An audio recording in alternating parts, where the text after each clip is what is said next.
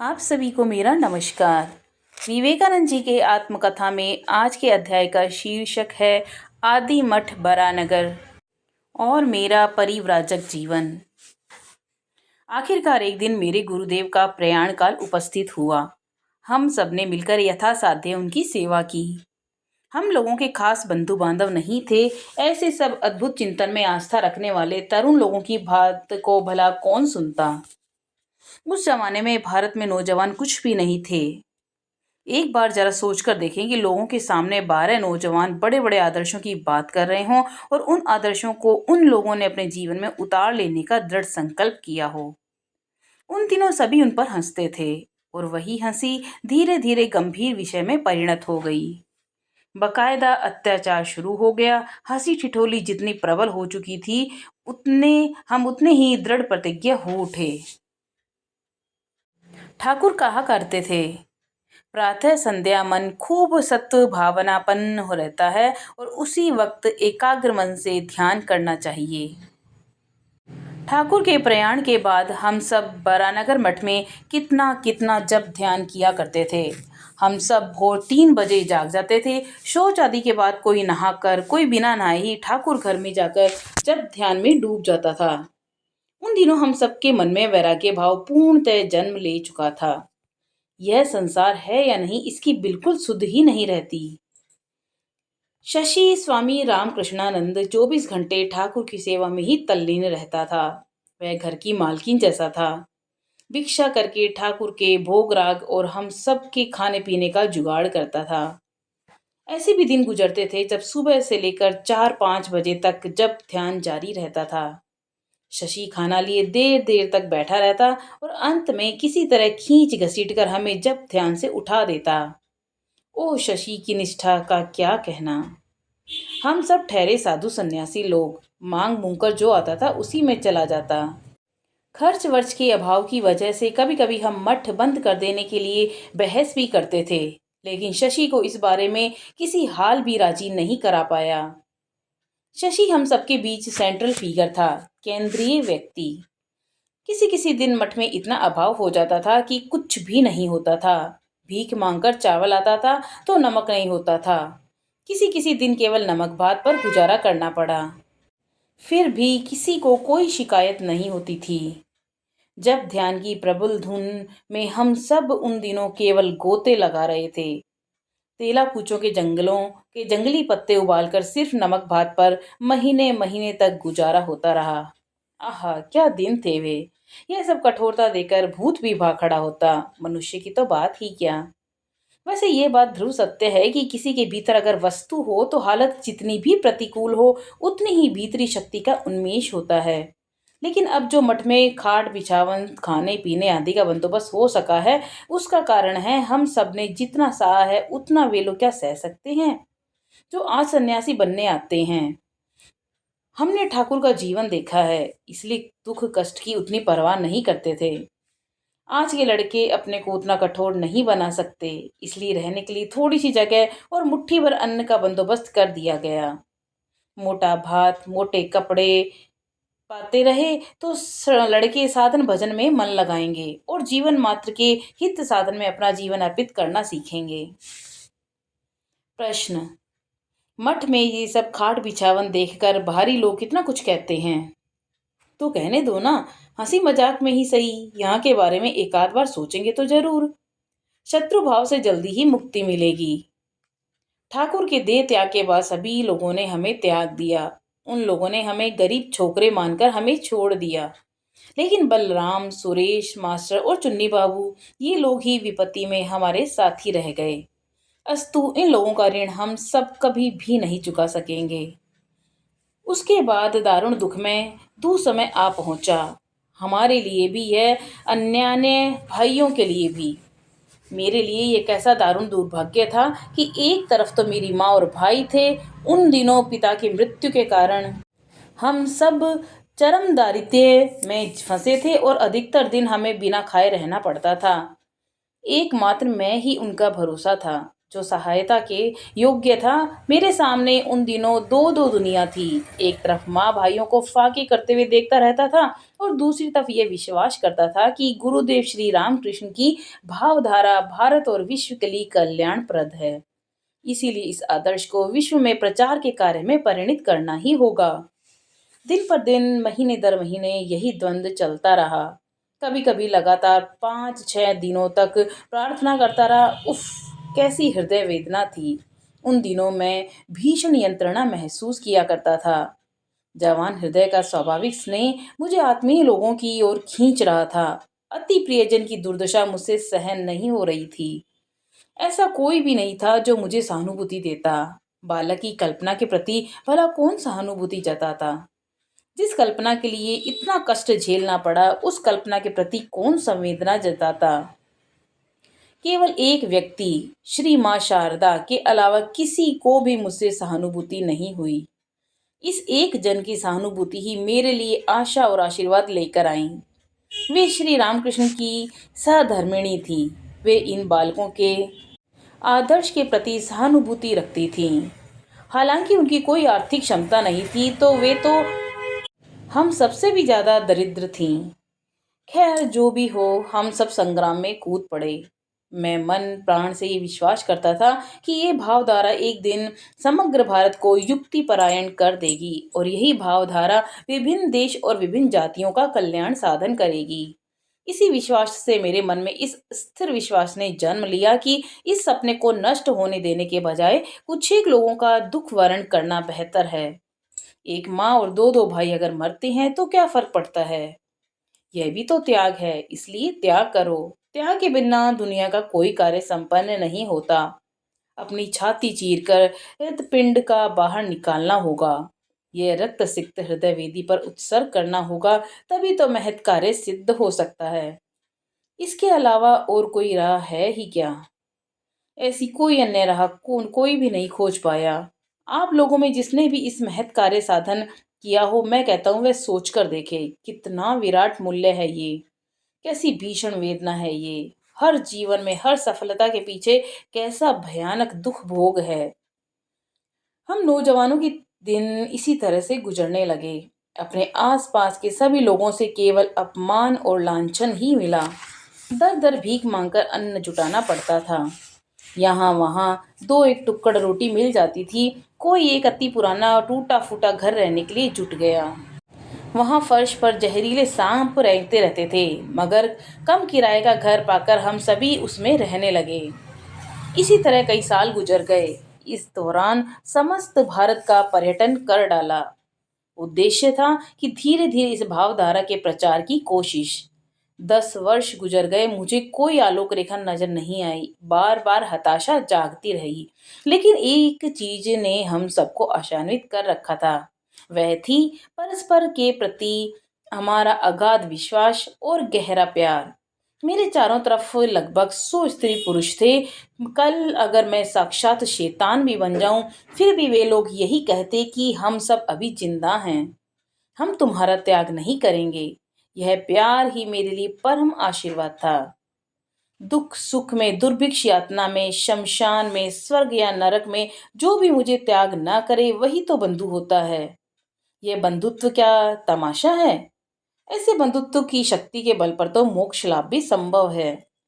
हम सब अगर इस ढंग से प्यार कर सकें तो यह प्यार ही हमें मुक्ति दिला देगा। इस विश्वस्तता के में एक ही एकाग्रता का सार निहित है।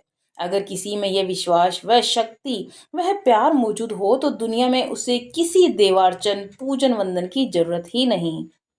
दुख के उन दिनों में हमें यह प्यार ही हमारे अंतस को सदा जागृत रखता है। उस प्यार ने ही हम सबको हिमालय से लेकर कन्याकुमारी और सिंधु से लेकर ब्रह्मपुत्र तक परिचालित रखा। इस तरह हमारा तरुण दल समग्र भारत में परिभ्रमण करने लगा। धीरे धीरे हम सब लोगों का ध्यान अपनी तरफ आकर्षित करने लगे और 90% मामलों में हमें प्रतिकूल आचरण मिला। सहायता अतिशय कम क्षेत्रों से मिली, क्योंकि हम सब में एक दोष था। हम सब दुख दारिद्र्य में लिपटे रूखे इंसान थे। जीवन में जिसे अपनी राह खुद बनानी पड़ती है, वह जरा रूखा ही होता है। शांत, कोमल और शरीफ होने, सज्जनों और देवियों आदि कहने जितना पर्याप्त समय उसके पास नहीं होता। हर किसी के जीवन में यह देखा जा सकता है। इस तरह के व्यक्ति मानो उपेक्षित, रूखे, अक्खड़, बगैर तराशे हुए हीरे के टुकड़े होते हैं। हम सब उसी तरह के जीव थे। हमें कहीं कोई समझौता नहीं। यही हमारा मूल मंत्र था। यही हमारा आदर्श है और इस आदर्श को अपने प्राण देकर भी कार्य रूप देना होगा। जैसे किसी राजा के सामने इस आदर्श का प्रचार करेंगे, बिल्कुल उसी ढंग से किसान खेतिहर के सामने भी यही आदर्श प्रस्तुत करेंगे।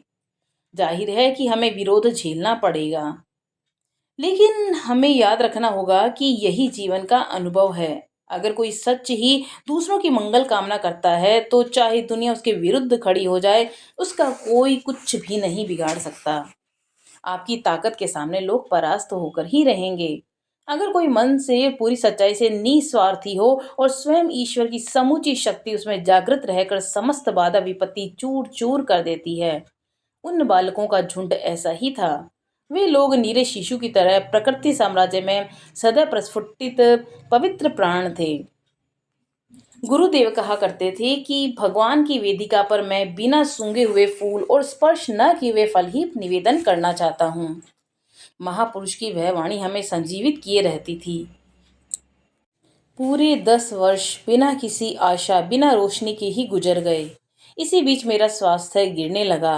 कभी रात के 9 बजे 1 जून का आहार, कभी भोर 8 बजे एक बेला का आहार, वह भी 3 दिनों बाद, और हमेशा ही फिजूल सा आहार। फलस्वरूप स्वास्थ्य पर उसकी प्रतिक्रिया होनी ही थी। भिखारी को अच्छा आहार भला कौन देता है? वैसे भारत के लोगों में अच्छा आहार देने का सामर्थ्य भी नहीं होता। ज़्यादातर समय पैदल चलकर, तुषार श्रृंग पार करके, या 10 मील की दुर्गम राह या पर्वत की चढ़ाई तय करके केवल 1 जून के आहार के लिए भटकना पड़ता था। भारत में रोटी में खमीर नहीं मिलाते। कभी कभी बिना खमीर की ये रोटी 20-30 दिनों तक रख छोड़ते हैं। वह रोटी ईंट से भी ज्यादा सख्त हो जाती है। भिखारियों को वही रोटी पकड़ा दी जाती है और 1 जून के आहार के प्रबंध के लिए मुझे दर दर भटकना पड़ता था। ऊपर से ईंट जैसी रोटी चबाते हुए मुंह से खून आने लगता था, दांत टूट जाता था। नदी से पानी लाकर किसी बर्तन में रोटी भिगो कर रखता था और कई कई दिनों तक इसी तरह रहना पड़ा। इसलिए स्वास्थ्य तो बिगड़ना ही था। जिस इंसान में इस तरह की धुन होती है, उसके सारे काम हो जाते हैं। हाँ, किसी किसी के मामले में जरा देर से होते हैं, बस इतना ही फर्क है, लेकिन काम पूरा तो होता ही है। हम सब में इस तरह की जिद थी, इसलिए थोड़ा बहुत तो कुछ कुछ होता ही रहा, वरना कितने दुख कष्ट में दिन गुजरे हैं। एक बार तो भूखे पेट रहने की वजह से रास्ते पर ही सिर चकराने लगा और एक घर के दरवाजे पर ही बेहोश होकर गिर पड़ा। उस समय सिर पर जोर की बरसात हुई, तब कहीं जाकर होश आया। एक और दिन पेट में कुछ नहीं पड़ा और उपवास में रह के ही कलकत्ता शहर में इधर उधर के काम में भटकता फिरा। रात 10-11 बजे मठ में पहुंचा, तब जाकर भोजन मिला। ऐसा प्राय होता ही रहता था। हमारे ठाकुर उस्ताद माली थे, इसीलिए तरह तरह के फूलों से इस संग रूपी गुलदस्ते को सजा गए थे। जहाँ का जो भी अच्छा था, वह सब यहाँ आकर जमा हो गया। कल अभी और कितने ही आएंगे।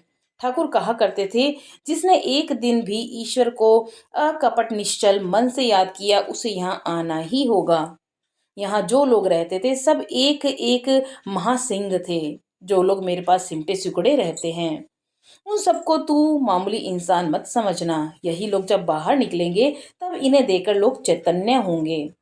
इन लोगों को तू अनंत भाव में ठाकुर का अंश ही समझना। मैं इन लोगों को इसी रूप में देखता हूँ। यह जो राखाल स्वामी ब्रह्मानंद है, उसके जैसी स्पिरिचुअलिटी, धर्म भाव मुझ में भी नहीं है। ठाकुर बच्चा समझकर उसे गोद में लिए रहते थे, उसे खिलाते पिलाते थे, साथ में सुलाते थे। वह हमारे मठ की शोभा था, हमारा राजा था।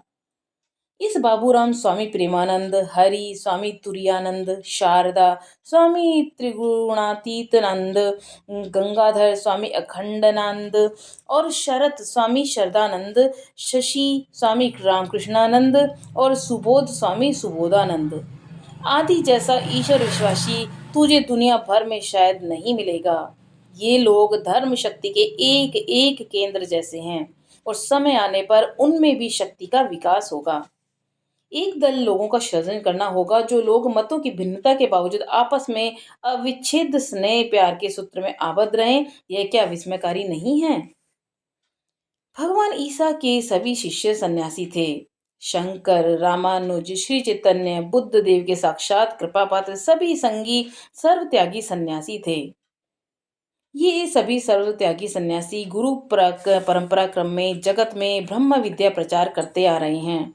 कहाँ और कब सुना है कि काम कंचन का दास रहते हुए कोई इंसान इंसानों का उद्धार कर पाया है या ईश्वर प्राप्ति की राह दिखा सका है? स्वयं मुक्त न हो तो दूसरों को कैसे मुक्त करेगा? वेद वेदांत इतिहास पुराण सर्वत्र देख सकेगा। सन्यासी वर्ग ही सर्वकाल में सर्व देश में लोक गुरु के रूप में धर्म के उपदेशक बने हैं। हमारे ठाकुर का चाल चलन भाव सब कुछ नए ढंग का था, इसलिए हम सब भी नए ढंग के हैं। कभी सज धज कर व्याख्यान देते हैं और कभी हर हर बम बम कहते हुए बदन पर राख लपेटकर पहाड़ों जंगलों में घोर तपस्या में दत्तचित्त हो जाते हैं। प्रिय स्टडी, अपने निजी जीवन के कुछ एक अनुभवों का जिक्र करूं। जब मेरे गुरुदेव ने देह त्याग किया तब हम कुल 12 अज्ञात अख्यात अर्थ वित्तहीन नौजवान भर थे। अनगिनत शक्तिशाली संघ हमें कुचल डालने के लिए हम पर टूट पड़ने को तैयार थे, लेकिन श्री रामकृष्ण देव के सानिध्य में हम सब अतुल ऐश्वर्य के अधिकारी हुए थे। केवल वाक सर्वस्व न होकर यथार्थ जीवन यापन की एकांतिक इच्छा और विरामहीन साधना की प्रेरणा हमने उनसे प्राप्त की थी। आज समस्त भारत उन्हें जानता पहचानता है और श्रद्धा के साथ उनके चरणों में विनत है। उनके द्वारा प्रचारित सत्य समूह आज दावानल की तरह सभी दिशाओं में फैल चुका है।